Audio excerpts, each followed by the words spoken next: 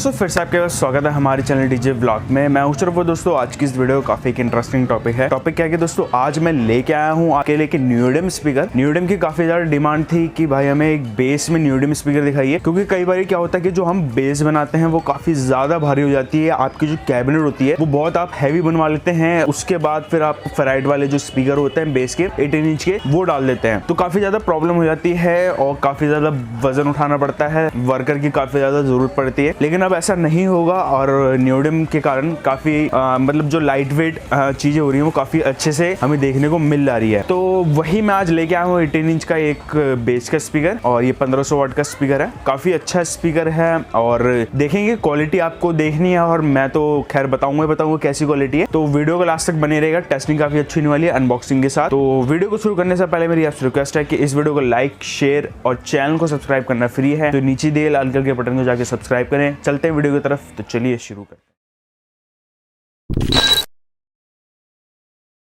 तो दोस्तों आप देख सकते हैं ये है बॉक्स कुछ इस टाइप का, और ऊपर हम देखने को मिल रहा था यहाँ पे 18 inch aluminium professional loud speaker देखने को मिल रहा था। चलते हैं साइड पे। तो यहाँ पे दोस्तों आपको साइड पे देखने को मिल जाता है सबसे पहले model number YX18SW115 woofer transducer है। और इसके कुछ स्पेसिफिकेशन की बात करें तो यहाँ पे आपको इंपेडेंस देखने को मिल जाती है 8 ओम पे, पावर हेल्डिंग 1500 वाट, नॉमिनल डायमीटर 18 इंच का है और मैग्नेटिक इसकी सेरामिक है। सेंसिटिविटी 98 डेसिबल पे काम करता है। वॉइस कॉइल डायमीटर 4.5 इंची का रखा गया है। चलते हैं दूसरी। आपको सबसे पहले ऊपर की साइड देखने को मिल जाएगा model number professional woofer transducer 18 inch diameter carbon fibre loaded cone इसके अंदर दे रखी है। हाई एफिशिएंसी लो डिस्ट्रक्शन वाली देखने को मिल जाती है। 4-5 इंच की आपको इनसाइड और आउटसाइड वाइंडिंग वाली यानी ड्यूल लेयर वाली आपको वॉइस कॉइल देखने को मिल जाती है, जो कि high temperature composite polyimide voice coil के साथ आपको देखने को मिल जाता है। हाई आउटपुट लो डिस्ट्रक्शन में आपको भी देखने को मिल जाता है। चलते हैं इसकी अनबॉक्सिंग, तो चलिए। तो दोस्तों अब यहाँ से करते हैं अनबॉक्सिंग, और पैकेजिंग का काफी अच्छा ध्यान रखा गया है। अभी हाल फिलहाल की बात है कि मैं ये स्पीकर लेके आ रहा था नीचे, तो ये मुझसे गलती से गिर गया,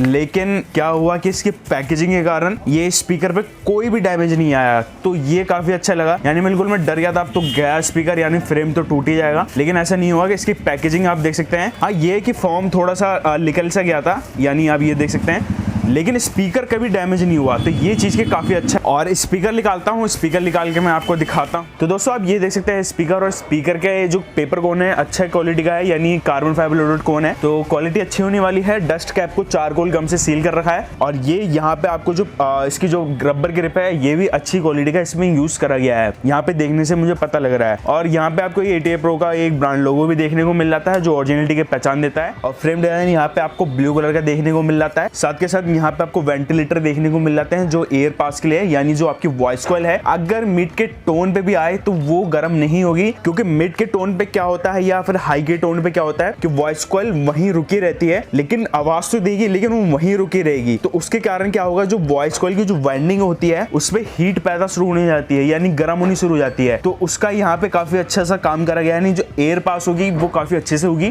तो इस चीज का इसके अंदर ध्यान रखा गया है। पीछे की साइड पे आपको ग्रिल देख रहे हैं वो मिल जाता है, वो मैं अभी दिखा देता हूँ डिटेल के साथ। तो चलिए पीछे चलते हैं। तो दोस्तों यहाँ पे आप देख सकते हैं सबसे ऊपर ATA Pro की ब्रांडिंग देखने को मिल जाती है। यहाँ की हम बात करें तो यहाँ पे आपको मैक्स पावर 3000 वाट, RMS पावर 1500 वाट, सेंसिटिविटी 98 डेसिबल।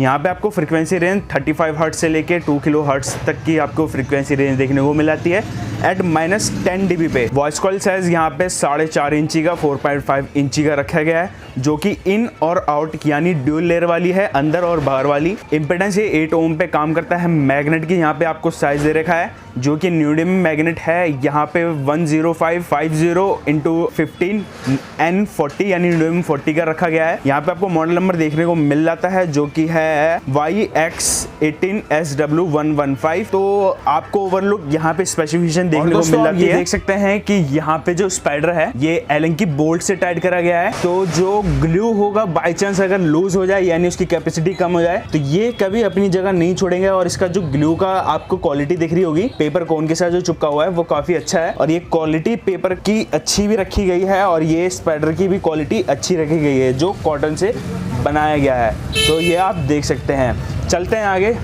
तो दोस्तों अब हम करेंगे इसको टेस्ट। तो टेस्ट के लिए मैं यहाँ से गाना प्ले करता हूँ।